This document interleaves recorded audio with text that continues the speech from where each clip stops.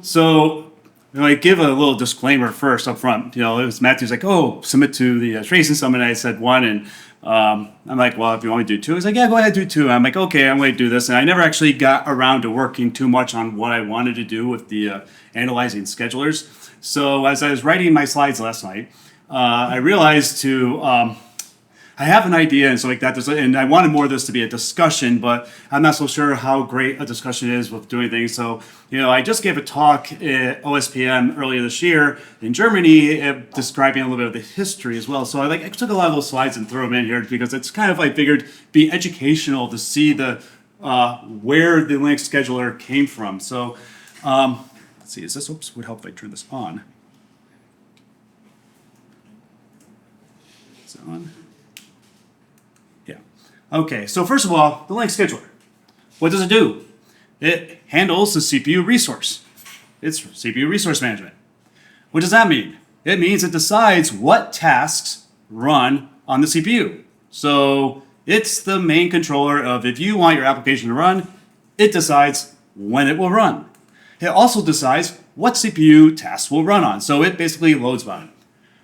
Very simple. It's a very simple thing it does. But the problem is, if it makes a wrong decision, it could have a huge impact on your application's performance and latencies and all these wonderful things. And one thing about the scheduler, I would say it's arguably the most complex part of a kernel. And the reason why I say this is I could guarantee you, if you went to any academia, paper source, there's probably been more PhDs that came out of scheduler algorithms than any part of the kernel. I know several people that got their PhD on the scheduler work. So for something so simple, it's extremely complex. But before I go, and this is where I said I took all my slides from OSPM, and so different schedulers have different impacts. And let me go back through the history of the Linux kernel scheduler. How many people are familiar with the history of the scheduler? Couple? Yeah. So in the beginning, it was a single run queue.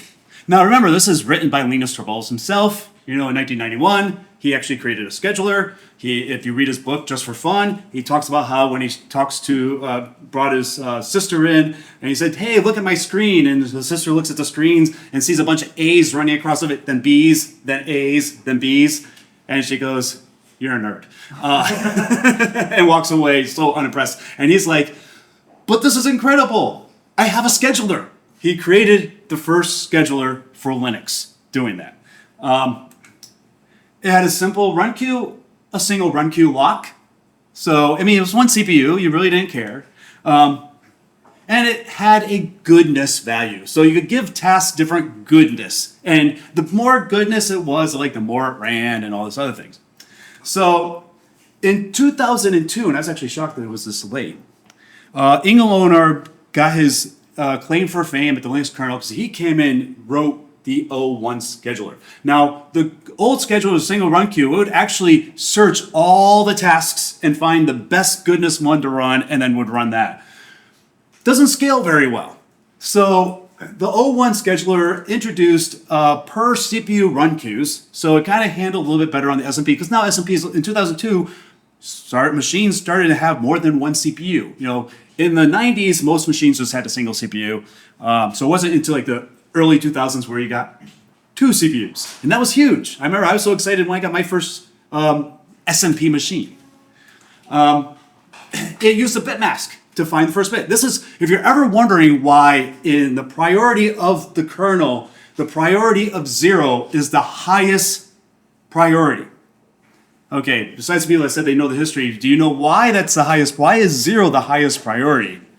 Does anyone have an idea that's not from the people that raised their hand earlier? It's because of this bit mask logic. What happened was it would be a long bit mask of 100 bits or 100 whatever, or 100 so, and your priority was determined by you set a bit, saying I'm priority 40, and we set for the 40th bit. Then it would use a hardware helper utility called find first set bit. So a command would go through and find the first bit that's set, and that was the one that was going to be the task you run next. This is where the O1 came from it. So it would So if your priority 0, you'd be the bit 0, which would be the first one you get, and so you're the highest priority. That's the reason why 0 is the highest priority of all the tasks. It's because of this logic. There's upper bound, make, I don't know what I meant by that, but that was before. Oh, here's the thing about the O1 scheduler. It was great, except for there's a lot of corner cases. So they would add heuristics, saying, okay, if this guy's scheduling in and out, we're going to consider it kind of interactive and kind of give it a higher priority, but it would get it wrong. Heuristics is always like, it works in one workload, but does not work in another workload. And the scheduler became huge with all these, hugely complex with all these heuristics and trying to get interactive code. Because this worked great for kind of fair scheduling, but for interactive code, it really wasn't the best thing. And it was always adding new corner cases. So it kept growing. So it was like add a hack, add another hack, add another hack. Then in 2004, Con Colivas, who is, I believe, an anesthesiologist in Australia, who did kernel work on the side as a hobby, wrote a staircase scheduler and submitted it. Because he liked to use his computer for games and things like that, and he said the Linux kernel scheduler is horrible. So he started writing, saying, what could I do? So he created a staircase scheduler that had this multiple run queues per each CPU, where tasks would step down from if it ran too long, it would go into a lower priority run queue. If it ran, it was like 3 levels, so it would go down, it would get smaller slices as it went down the thing. So the things that were in the top run queue ran the longest. And reason why this is helpful, where's it goes? Yeah. Interactive tasks that ran and stopped, because usually interactive tasks are usually something that will run for a little bit and exit, run for a little bit and exit. It would stay at the top run queue. And it would always have, the interactive tasks were very, very responsive in all the tasks that came in. So here's the articles. And then in 2007, he had a CK kernel that people would download and start running. And all these people would say, this scheduler is better than the O1 scheduler. And they'd say, well, show me benchmarks. Well, they would come back and say, it feels better. And so how do you measure the feels better approach? And this actually goes with this topic of, analyzing schedulers. So he created a new rotating staircase scheduler that was kind of based on this, and it would kind of rotate priorities, and it would things would fall off. Actually, I'm not going to go into the details of it. This is more, I got into the details when I was at the scheduler conference because people understood schedulers better. But this is all kind of the ideas that it was more complex, but it made things run really well. And let's see. Because it was if it slept through the rotation process, it would get replenished again. So things that slept more would run faster and such like that. And then in 2000, after he posted this, a lot of people are saying, let's replace the O1 scheduler with this. Because people are saying it's so much better. There's a huge flame war that came off and going back and forth. I was asked to join the scheduler, and luckily 2007 is also the birth year of ftrace, and I was too busy working on that, and I looked at the conversation going on, and I'm like, I don't want to get involved here because I'll probably be upsetting people that I like, so I stayed out of it. And Ingo disappeared for a little while, came back with this new scheduler called CFS, the Completely Fair Scheduler, based on a lot of the work that Khan did. But it did away with run queues altogether and just said, we're going to use an RB tree. And he added some wait time for things that tasks could wait. He also modularized schedule. Now, the scheduler used to be in just sched.c. So kernel sched.c had all the work for scheduler, real time, everything idle. He quote unquote modularized it. A lot of people thought, oh, finally a plug-in scheduler, because this is what a lot of people wanted. A lot of people wanted a plug-in scheduler. And maybe it's a plug-in scheduler. No, he just basically made separate files. He just broke up sched.c, made a sched directory, and put it into different files. There's an RT file, a fair file, and an idle file. So he just moved things around and tried to kind of monkey it around. And so after that, Khan kind of got pissed off and left. 2 years later, he came back with the brain F scheduler. And F does mean what you think it means. Fair. Yeah. He purposely called that because he says, this isn't for upstream. I don't want it upstream. But I'm just going to basically show that I could still write schedulers better than you guys. And it had a single global run queue for all the processes. He said it works up to about 16 CPUs, but it works pretty well. Because it would always make sure the best things are running on a CPU. It didn't do load balancing. It just says make sure. It was kind of like how RT tasks work, where it's like find the best RQ. It did it for everything. It implemented a kind of an earliest eligible virtual deadline first scheduler. If that sounds familiar, it should. It didn't support C groups, which is kind of a huge plus, but I guess some people need it. But he posted it wasn't for upstream, and people started using it and saying, wow, yeah, this actually makes my games run better. 2011, he came out with version 2. That he created used a concept called skip lists. I guess some people that understand this. This is my first time I actually learned what a skip list was when I was doing this research. It has a O1 lookup for next task, log n insertion. It had more topology awareness.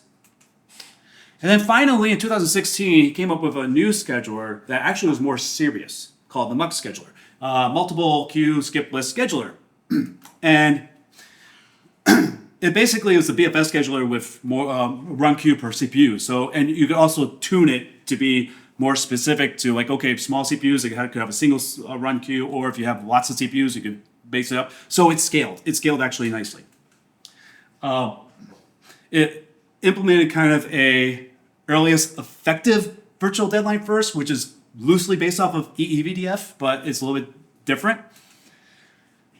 And when we were doing tests at Chromebooks and Google, we were looking at, we have all these test cases, and we started running our benchmarks on kind of a very kind of a realistic use case. It blew everything out of the water. So a little bit later, 2022, Taejin Hao came up with a creating schedulers with eBPF, and it was an extended scheduler class, which was then now shortened to SCEDX. It's a way to now have pluggable schedulers, and everyone can write a scheduler with an eBPF program. But SCEDX currently runs under SCEDother. So if you're going to use a SCEDX program, you have to set, if you want everything to be using your scheduler, you got to get rid of you have to put all processes to your policy. Then in 2023, Peter Zilstra actually went to the 1998 or 7 paper, where EEVDF was actually written, and implemented it, and then switched everything over to EEVDF. So the O1 scheduler and the CFS scheduler no longer exists. It was completely rewrite with EEVDF. And it has smaller deadlines, so it's basically kind of a deadline-based thing. So smaller deadlines gives you better latency. But then there's this thing called eligibility. If you lose your eligibility, which means if you run kind of a bit longer than you're supposed to, you lose eligibility. And when you have no eligibility, you can't run until you slowly build up your eligibility. But we found out that some tasks can have this get a little bit eligibility, but it's kind of a like an interactive task. But when it goes to wake up, it wouldn't run for a while because there's something else, or BS doesn't have eligibility. And we actually found out that this caused issues with wake-ups. And this is our benchmark. So what the benchmark that we did on Chrome OS is we have this way called a task test that it would run Google Meets with like 16 people, or it would actually almost be, it had a really complex setup. So it really was like Google Meets with 16 people moving around and stuff like that. It's kind of fun watching the tests go by because you'll see videos of people and someone has a chair spinning around. And like the first one says key press latency. That means like when you go in, while this is up there, you press a key and then it will measure, like as you go typing or something, like in a chat, it will measure the time from when you hit the key till it actually shows up on the screen. And the mouse latency would be when you move your mouse from hover it over a new person and the person's name pops up, it would measure the time from when the mouse went over to the person and the name actually popped up. And then of course it was measuring all the drop frames. All these, lower is better. The first one was the normal using nice 2C means 2 core. We did this on 2 machines. Remember, Chromebooks are not that big. We have 2 CPU and 4 CPU. Yes. The x-axis is different machines? Wait, what? It's kind of blurry. Wait, the x-axis? Yeah, this is 2 core nice, using nice value. This is 4 core nice. So these two are the same, or 2 different machines with the same thing. Okay, don't worry about the root. That's something we had to talk about. Like, that's our way we handle C groups. We had C groups here, we got rid of C groups here, and everything got a little bit better.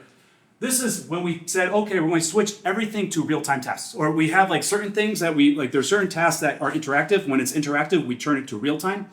And this is where the tasks are real-time. The sched CFS isn't involved. It's a real-time task. Run it when it's available. So that's what's here. These two. But it's just different policies? Yeah, this is okay. So this is different schedulers. Okay, they're all different schedulers. Yeah, so these two are kind of the same. This is the normal CFS. This is CFS scheduler. This was with C groups. This was without. This is like, it's not just we didn't change the schedule. We just said we're going to run as real time, which doesn't use the CFS scheduler. It just runs real time. These two.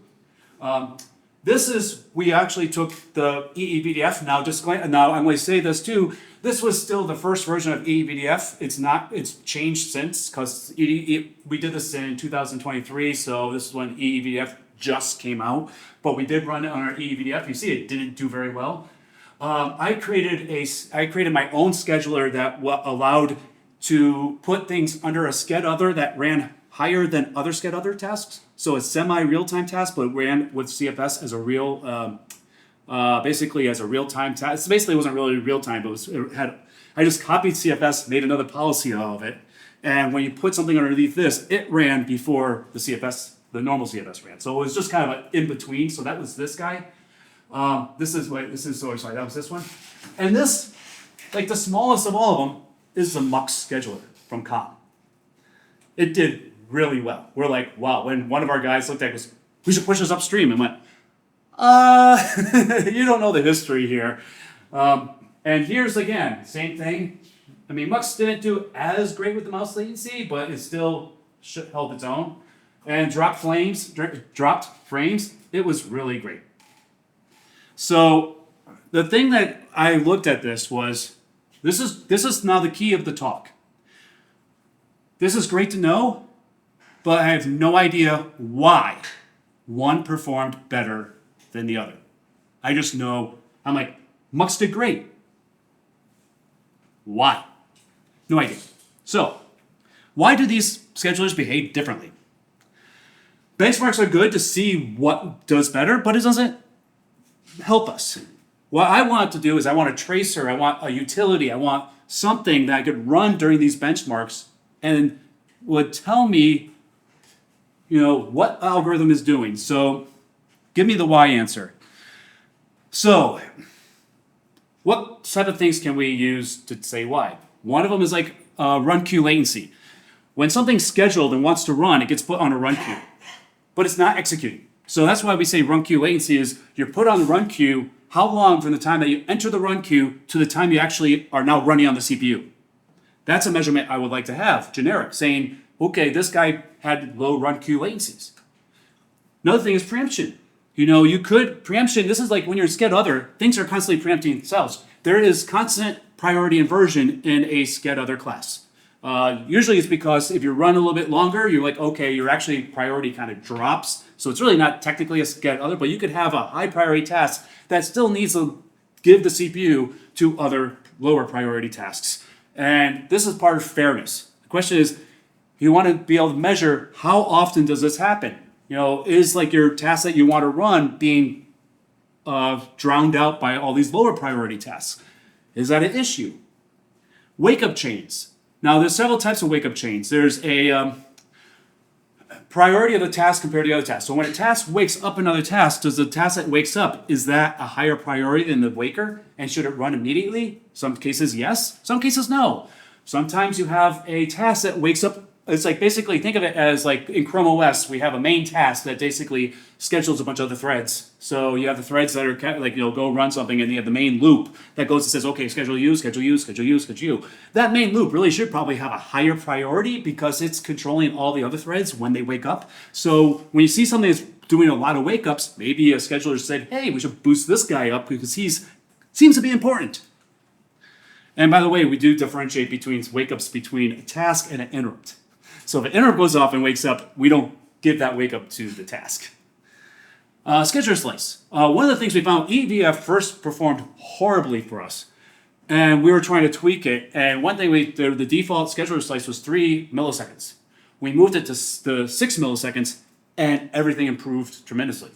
So just changing a single attribute of a algorithm, of the same algorithm, can actually have a huge impact on how things perform. So too small, you're scheduling too much. That adds scheduler overhead. So, scheduler is not free. When it does schedule, it does actually, just changing the context of a task where you, on x86, you write to the CR3 register, which is the thing that controls the memory layout, page tables. If just switching that has a impact and overhead that causes a delay. So you want this. If it's too small, you're doing this too much, the scheduler is now going to show up in your benchmarks. Too big, now you're having latency issues because something that wants to run can't run because it's waiting for something else. Load balancing. I'm starting to wonder the way technology today has improved with L3 cache and all these things. Migrating a task from one CPU to another doesn't seem to be as huge as an impact today as it used to be. Some of our measurements, I'm actually kind of shocked that I'm like, oh my God, everything's going all over this, there's no cache locality. And it doesn't seem to impact the performance on today's machines. Where in the old days, it used to be a huge performance hit. It depends on the hardware. It may still affect some machines, but not all machines. Now, that's a problem. If you have a generic scheduler, again, it might be something that works great on one machine, may not work so great on another machine. But if we know what it's doing, we can then look at saying, oh, this machine doesn't have good cache locality. Let's make sure we have a scheduler that keeps things pinned more often. So this is where I'm moving to the discussion. Thoughts? Prayers? It seems to me that we have the instrumentation to do all of this, right? It's not that Yes. from waking and switch. Yes and no. Okay. We don't need to add anything to the kernel to get this. Okay. What I want is from Profeto, tracing, LTTNG, whatever. Yeah. To come up and say, tell me what this scheduler is doing. So basically be very scheduler focused on the events, record the events, and say, here's put in give me a pie chart, or not pie chart, a bar graph of saying, latencies are, run queue latencies are high, and give you basically a score of all these kind of stats that measures when you schedule in to schedule out, because it's not just stats per se. You're going to be a lot of timings. It's going to be saying how long you've been preempted, how long have you been that. So it's going to be 2 events. He's first. He's next after me. Yeah, I'm just Okay. I'm in the run queue though. Yes, you're in the run queue, but your run queue latency is high. Yeah, I mean, my while you were talking, I took a trace, and I was able to calculate run queue latency, preemption duration, preemption count, and average slash duration in 5 months. So these are not difficult to compute things. I guess what I'm missing is why haven't we done this before? Yeah, maybe that's it. It's just because no one's ever thought of it. But this is why this is why I brought this up here. I see. Is to get a basically market, or whatever you want to say. I can't think of the term. To get everyone awareness of this issue. Yeah. Yes. Yeah, I want to go back to your load balancing topic What? you just discussed, because the Did I have one load balance? last slide you had load balancing. What? Last slide. Oh, the last slide, or Yes. Yeah. oh, it was the very last slide. Yes. Because you mentioned load balancing is not so bad in terms of impact, and I'm exactly tracing that right now. Having turbo boost for some workloads is very important, and having the task move around prevents the CPU from ramping and staying at turbo boost frequency.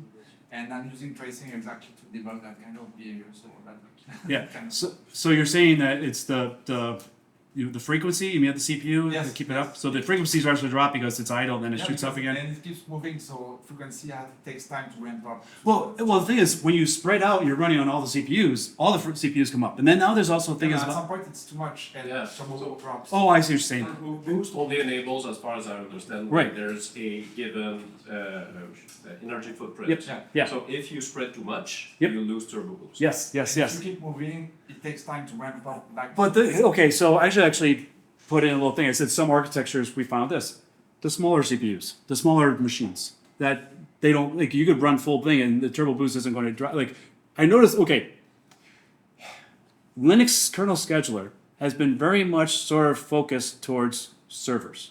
Yeah, that's server. Yeah, server. I'm on Chromebook. I said actually our Chromebooks are less powerful than the Pixel line. Because we're actually moving to Android and we're having trouble saying, oh my God, we don't have sometimes the Chromebooks don't have the resources that your Android phone has. So we found that load balancing is meaningless on a machine like that. And again, Khan and everyone else was focused on games. Desktop. This is for the desktop thing. This is why I want scheduler governors. I want a scheduler for your laptop, for your desktop. Everyone's writing schedulers because that's where the money is. Google's doing it for prod, what YouTube runs. Meta is doing your Facebook, and Amazon's web services. And these are people that are putting tons of money into Linux and the scheduler, and all this work is being on the schedule to make those servers run great. But this is why Fedora is like, our scheduler sucks. We're going to use SCEDX. So having this information is very useful. Now you had this. Well, you pretty much nailed what I was going to ask. So basically, I was going to ask, can you reach out to Valve, for instance, because they are working on, I think it's Licorix for their Steam Decks, but these Okay. Steam Decks are beefy machines, Okay. and that's the thing that you have one scheduler for servers, which basically are running Apache. You got to respond to something eventually within milliseconds. Yep. You have the gamer systems where you have your ticks that are at right now the 500 microsecond slice, and then you said, well, that 3 milliseconds is bad. We need to have our ticks at 6 milliseconds. Yeah. These are completely different problem scopes, and shouldn't the scheduler have an auto-tuning function for that? So by the way, these slides, the history of the slides and all this information was from the OSPM topic, which came from my slide deck called Scheduler Governors, which is like I think of a power governor. Okay, how you could switch from performance to battery saving to this. It's the idea of the scheduler governor was supposed to be, am I in a gaming environment? Do a gaming governor that's optimized, so the scheduler is optimized. And this is the point that I was arguing with a lot of people that are in the scheduling community. They say they want the one size fits all. I'm like, it's impossible. You have, completing constraints. You get really good here, you're going to make it weak here. You can't do both.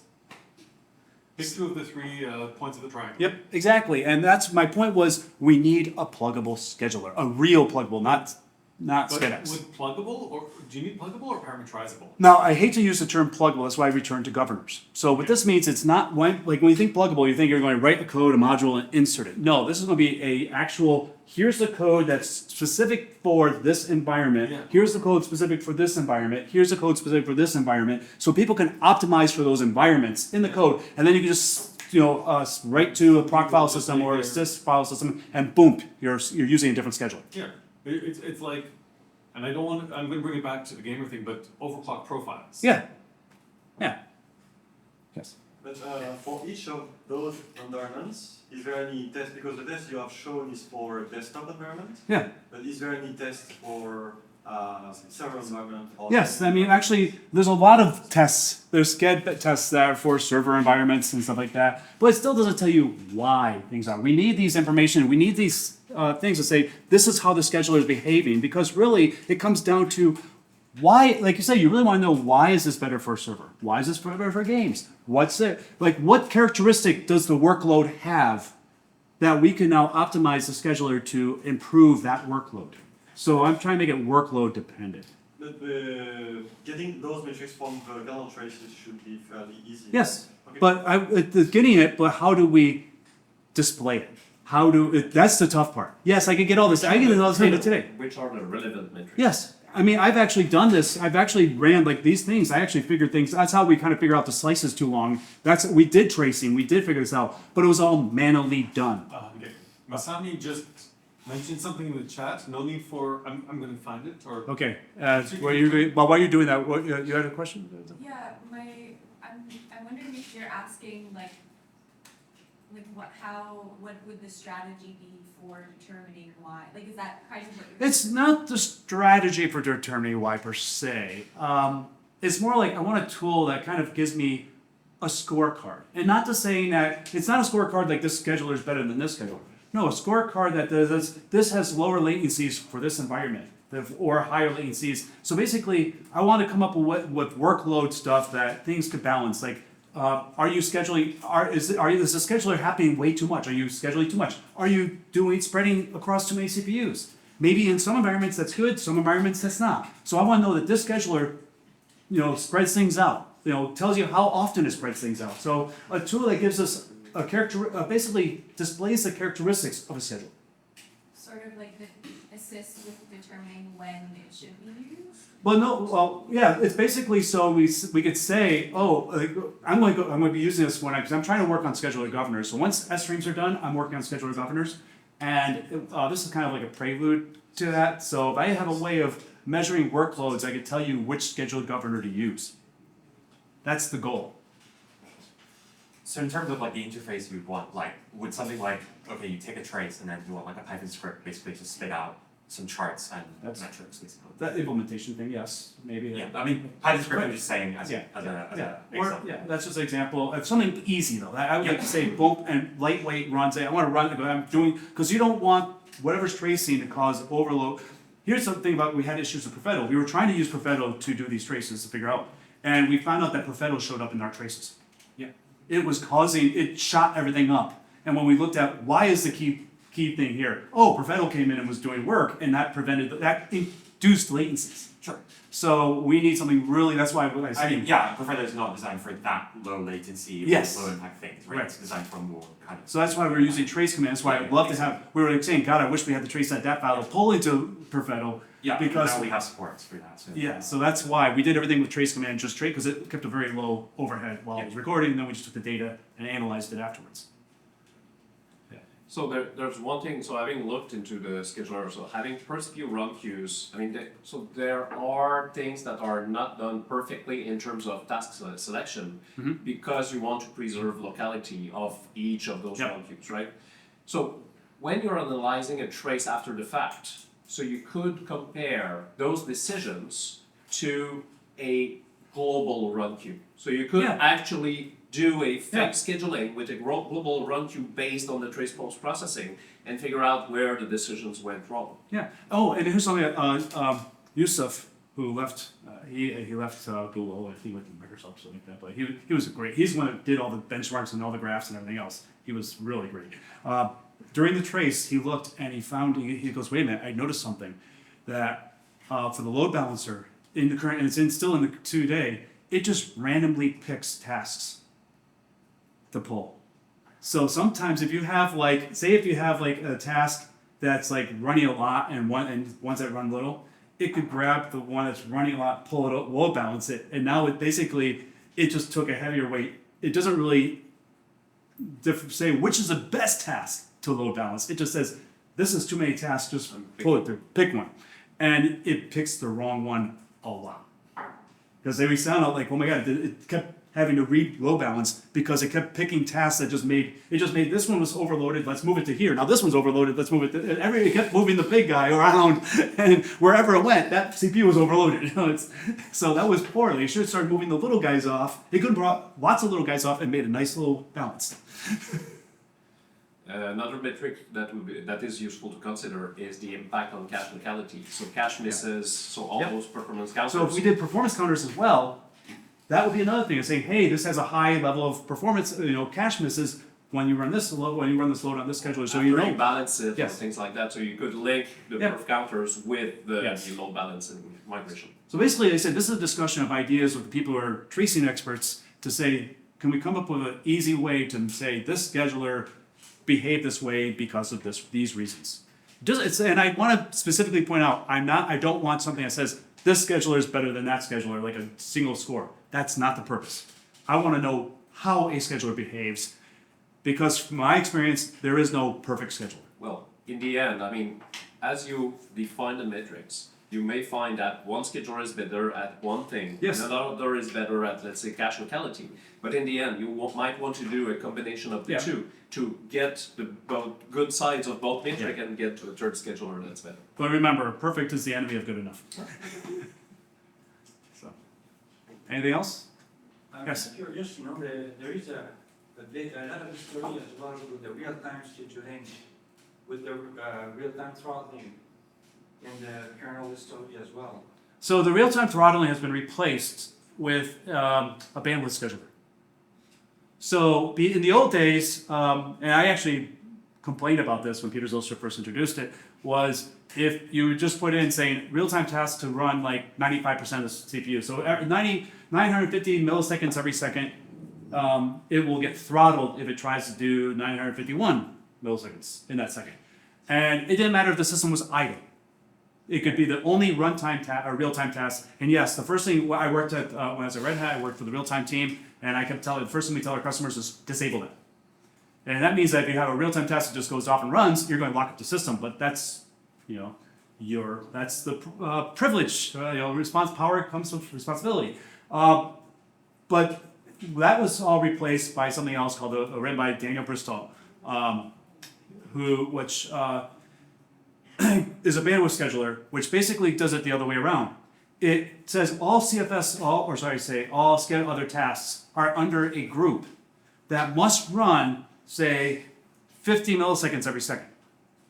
And if they're starved, then they'll preempt the real-time tasks to run. This means if they're not starved and real-time tasks run for several seconds, but nothing was running, they'll run for several seconds. So it's the other way around. It's like we want to make sure that the non-real-time tasks do not get starved. They always get into the CPU. And that's what the bandwidth scheduler does now. It says, okay, and that's in the kernel today. Yeah, and my question is, does that play a big role In this? in this question, or We turned it off. it's kind of separate? We turned it off, especially when we did the real-time stuff. Because when we had the real-time stuff on, no matter what we did, we actually the bandwidth scheduler actually even still triggered. So we couldn't even use the bandwidth scheduler that's why that real-time side we can't use, because some of the work that the real-time threads that we switched to real-time were doing was handling like JavaScript from external sources. So running those as real-time is not something you want on your laptop, because with throttling turned off. And we also found out that it was throttling other things, actually internal stuff. So that's why getting that balance is almost impossible. Anything else? In that case, thank you very much.